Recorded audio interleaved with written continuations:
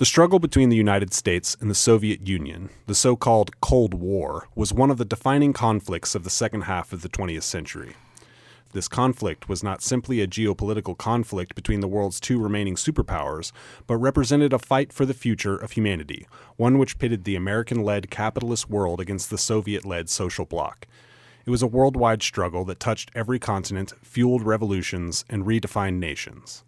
From the covert battlefields of espionage to the ideological showdowns of proxy wars, from the race to space to the brink of nuclear annihilation, the Cold War wasn't cold at all. It was fiery, global, and far-reaching.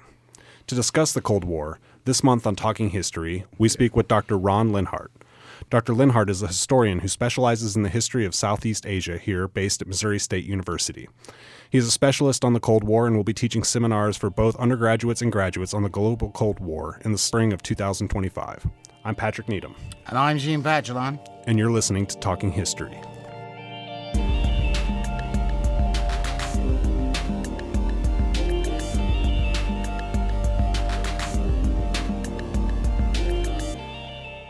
Ron, welcome to Talking History. Thank you. Thank you for having me. My undergrad institution was really close to the NPR affiliate, so I'm really honored to be here. So. Well, we're glad to have you here today, especially to talk about the Cold War, which is it's a topic that's kind of in the news today. People are talking about a new Cold War, but you're going to be teaching some classes in the spring semester about the Cold War and, in particular, the global Cold War. And I think most people out there will be aware that the original Cold War, refers to the struggle after 1945 between the United States and the Soviet Union. A struggle which, as we said in the opening, wasn't just about geopolitical influence, but had this ideological dimension, this struggle over, between communism and capitalism. So, to begin our conversation on the Cold War, I'd like to ask you, first of all, perhaps, how would you define the Cold War, and what are the origins of this Cold War? Yeah, thank you for the question. So when we talk about the Cold War, the way the Cold War was maybe taught 20 years ago, 30 years ago, as you said, it's this ideological, geopolitical struggle between the Soviet Union and the United States. And when we think about it from this traditional standpoint, especially from the U.S., when we talk about the origins of the Cold War, we can really go right to, post-1945, Truman era. One of the sort of big moments during the Truman years is when a State Department official by the name of George Kennan, he writes a telegram, sends it off to Washington, and in this telegram it goes into the Soviet intentions, the threat of the Soviet Union moving forward. And George Kennan really only intended for his superiors, those within the State Department, to read this. But it ends up being distributed all over Washington. And so everyone in D.C., everyone in the Truman administration reads this telegram. And it really gets everyone on the same page that the Soviets are the number one threat, and everyone needs to get on board with this national security issue. The other thing about Kennan's telegram is it's often called the long telegram. There weren't too many telegraph machines in Washington at that time, so when George Kennan writes this very lengthy telegram, it sort of holds up Washington for a while as they're waiting for this long telegram to come through the queue. So he really makes a name for himself with this long telegram. And it really sets the ideological framework for the Cold War. And then a few years later, 1947, we see Truman, first in the case of Turkey and Greece, in what becomes known as the Truman Doctrine. President Truman says, we, the United States, we will fight communism wherever and whenever it rears its head. And not too long after that, 1949, China, quote, falls to communism. And back in the U.S., Truman and other members of his administration, they get called soft on communism. They get labeled socialists or communists themselves. And I think this is really the watershed moment where after 1949, beginning with with Truman, no president wanted to be seen as soft on communism. No president wanted to be seen as losing the war against the Soviets. So whether we're talking about Kennedy and the Cuban Missile Crisis or LBJ in Vietnam as we move forward, no president really wanted to back away from that fight against communism. But as we think about the Cold War now, it's not just this struggle between the Soviet Union and the United States. We also have to factor in the civil rights movement. We also have to factor in decolonization in Africa and Asia. When we think about the Cold War, it's not a universal phenomenon. It didn't mean the same thing to everyone at all times in this sort of post-1945 period. As we'll talk about in both the undergrad and the graduate classes I'll be teaching, it's also about the unevenness and the lumpiness in the post-45 period. Could you expand a little bit on that point? What do you mean by the lumpiness and unevenness in the post-1945 era? Yeah, so it's also about individuals, organizations, nations that didn't buy into both the Soviets and the U.S.'s approach to post-1945 politics and this idea of the Cold War. Whether it's individuals like Robert F. Williams, the one-man NAACP chapter out of Monroe, North Carolina, who later goes down to Cuba and begins to broadcast what was known as Radio Free Dixie. If the clouds were right, it could even reach up to parts of Canada. And Radio Free Dixie, it dealt with not only issues related to the civil rights movement in the U.S., but issues related to Vietnam, issues related to, as W.B. Du Bois said in 1900 at the Pan-African Conference, ideas of the global color line. How do we fight racism and discrimination not only in the American South, but also in Vietnam, also in places in Latin America and Africa? It was about this united struggle. So Robert F. Williams is a good example of an individual, but then also organizations like the Puerto Rican Young Lords or the Black Panthers, major conferences like the Bandung Conference in Indonesia in '55, or the Tricontinental Conference held in Havana, Cuba. It was also about the ideas and the approaches to liberation, the approaches to racial equality that were circulating the globe after 1945. And so this is a struggle not only between two geopolitical powers or even between capitalism and communism as much as it is a global movement for liberation. Yeah, exactly. Yep. So that's what you mean by your classes are going to focus on the global Cold War. So this is an almost universal period of struggle in human history, dating from 45 until you cap it at 89. 89, early 90. Yeah. Yeah. Mm-hmm. What does that look like in the classroom? What are you going to focus on, especially like in the undergraduate level? What does that look like in the classroom in studying this global Cold War, as opposed to the more traditional approach of the two hegemonic powers facing off against each other? This idea of a shared struggle, shared liberation. Yeah. So some of it is really student directed. It's based on student interests, and then we start regionally. If students are interested in Latin America, if students are interested in Asia, Africa, and based on student interests, then I expose them and expose them to the archives, to the databases where they can dig into the aspects of the Cold War that are relevant or interesting to them, whether that's sports during the Cold War, get into the 64 Olympics in Tokyo or the 68 games in Mexico City, whether students want to get into pharmaceutical politics, whether they want to get into issues related more to the civil rights or decolonization. By starting with the region, it allows students to sort of hone in on not only what they're interested in, but then what's available in the source material that we have to work with over a semester-long class. Some students, if they are maybe based in the Kansas City area, might be able to go to the Truman Library or something and actually do some hands-on research. But for the most part, we'll be working with online archives, databases like the Wilson Center or different collections that hold Black Panther newspaper or Freedom Ways, other publications that dealt with some of these global aspects of the Cold War. I feel like apologies. I feel like we should mention that we were recording this on the anniversary of the assassination of Black Panther leader Fred Hampton. Just feels appropriate to mention, I guess. And there are quite a few archives that have survived from the Panthers, especially in Chicago, the Lords and the Youth Patriot movement. Which I would highly suggest any of your students interested in the civil rights movement check out, because it's some fascinating writing from young people doing interesting work in a very fraught place and a very fraught time. I guess so. Regions will be a focus, and what type of what are you hoping that students will really dig into here? Like, what kind of topics would you hope that they find themselves exploring?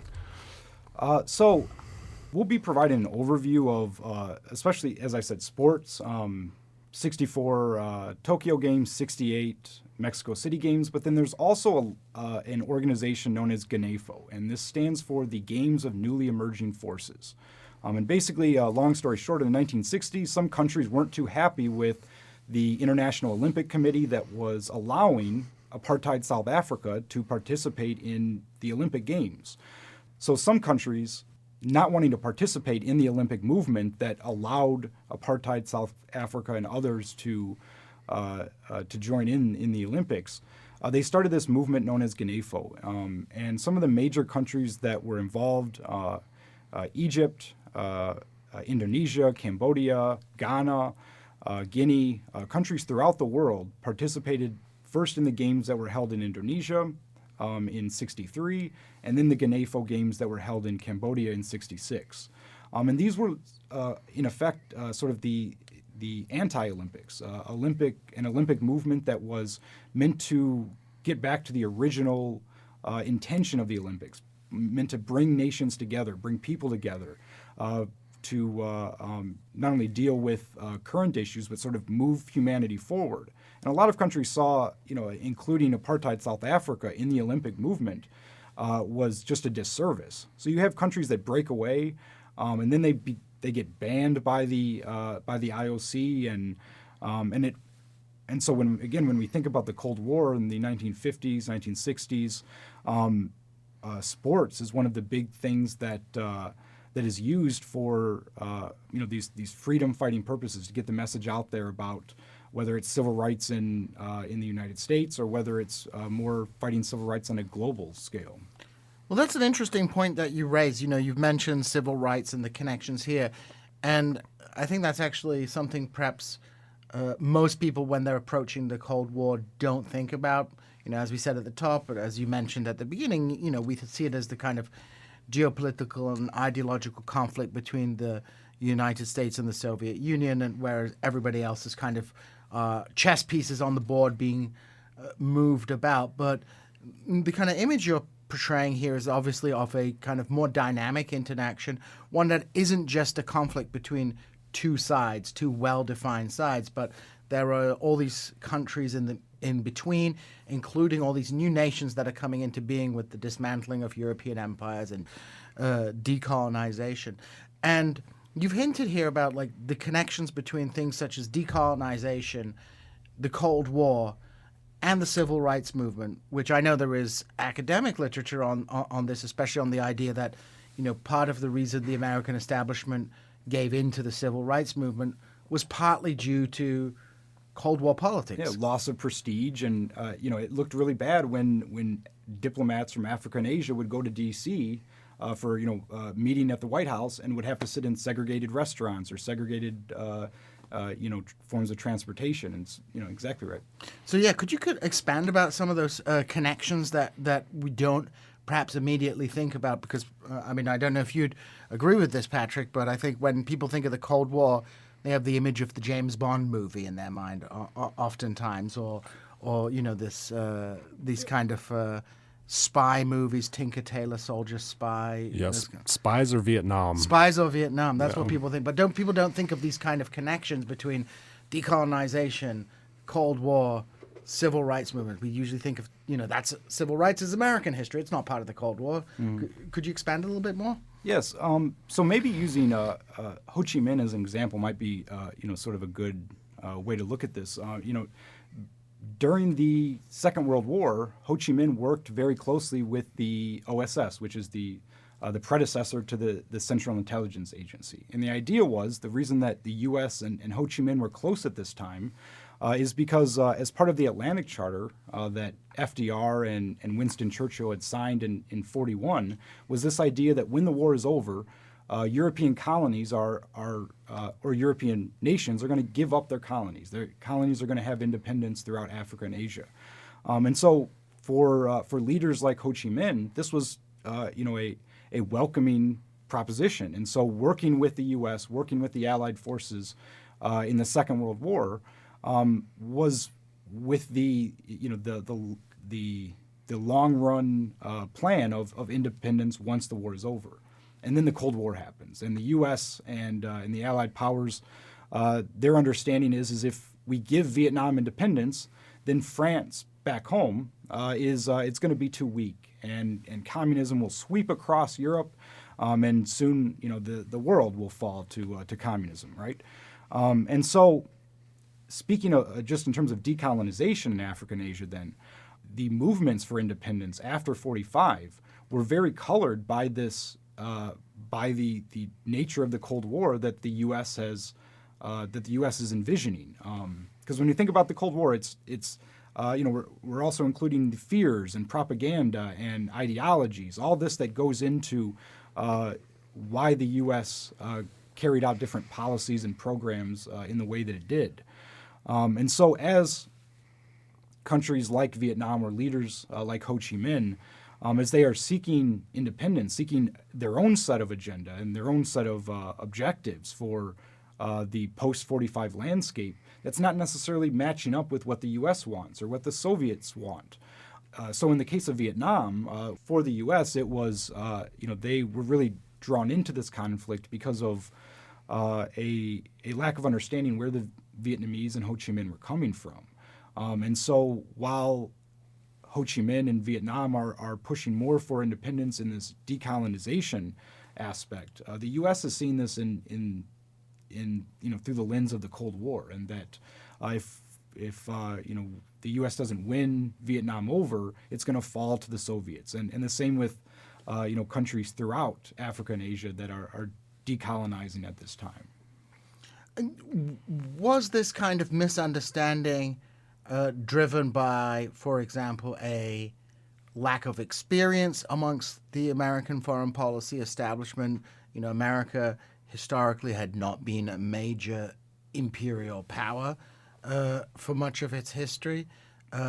Was it driven by perhaps racialized attitudes?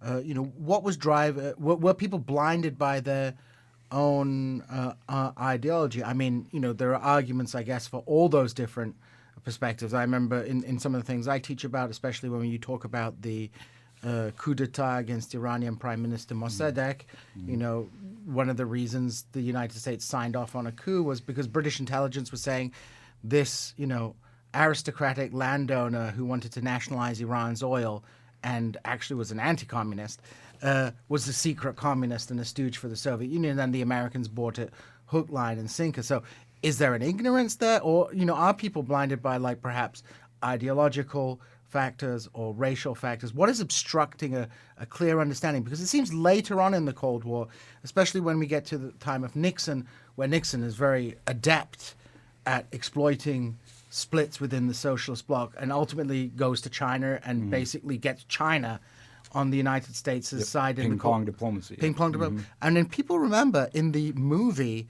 Red Dawn, the Chinese are mentioned in it, and they're on the American side, right? This is during the... that was the other movie I was going to mention. You were talking about people thinking about the Cold War in popular culture. Red Dawn is a perfect example. So what's driving this kind of ignorance, inexperience, ideology? Do they get smarter later on? So honestly, I think it's all three. We definitely there's misunderstanding there just in terms of when the U.S. begins to get involved in Vietnam, there are very few experts that speak Vietnamese. There are very few experts in Vietnamese history, culture. So the U.S. in a lot of ways was going into Southeast Asia blind. In terms of ideology, yes, I'd already mentioned George Kennan and sort of these early figures in the Truman era that are setting the policies and programs that are going to really set the course of the Cold War for the next 30, 40 years. The ideas that Kennan talks about in the Long Telegram and the Truman Doctrine, and then China falling to communism. So ideology also plays a part. But then also, and this is what also ties into the civil rights movement, is the racial dimension as well. Ho Chi Minh he was cognizant of the civil rights movement. He was writing about lynchings in the American South back in the 1920s and 1930s.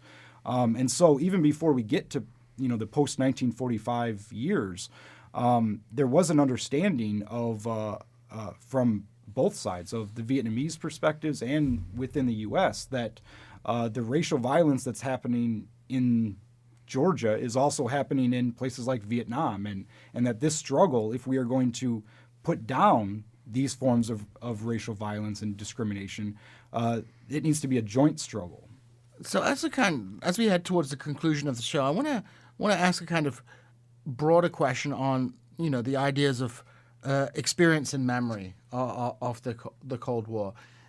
How do people in places like the places you study, like in Southeast Asia, how is their memory and understanding of the Cold War different from people raised in the United States or Europe? Because those parts of the world had very different experiences of the Cold War, and the Cold War occurred in very different contexts. The context between 1950s United States and 1970s Algeria are broad. yeah, definitely. And I think that's some of the unevenness that I'd mentioned before about the Cold War is, obviously the experience of a 10-year-old in Romania is much different than a 10-year-old in Vietnam, and in both cases very much impacted by the Cold War in different ways. But some of that I think unevenness is at play, and so for Americans, I think a lot of the memory is really in terms of that traditional approach to the Cold War, where it's the U.S. versus the Soviets, and some sports might get in there, Miracle on Ice, things like that. But for the most part, I think in the U.S., in the West, the Cold War is still really seen as this ideological struggle between capitalism and communism. But in other places, especially when we think about the global Cold War, other places, it may tap more into the decolonization aspects of post 1945, seeing the fight for independence, the fight for self-determination as being the primary ideological struggle of the day. And so I think as we begin to learn more about the Cold War, as more material is declassified, as we begin to account for more of this lumpiness that goes into the Cold War, that allows for us to incorporate more perspectives and reflect more on what the Cold War really means, not just to Americans who maybe experienced it or experienced it from just one vantage point. As a quick follow-up, is that being reflected in the scholarship and the literature, those perspectives coming through from the global South into peer-reviewed journals and the like? Or Oh, definitely. We're getting a lot of Cold War histories that are from the perspective of Nicaragua or of Vietnam, of countries who were intimately involved in the Cold War, but for the most part, up until recently, it's been, these are just pawns in, a much larger game. But more recently, there's, really been a push to include how the puppets have sort of pulled back on the strings of their puppeteers. And in doing so, it has really opened up a lot of new perspectives and ways to look at the Cold War.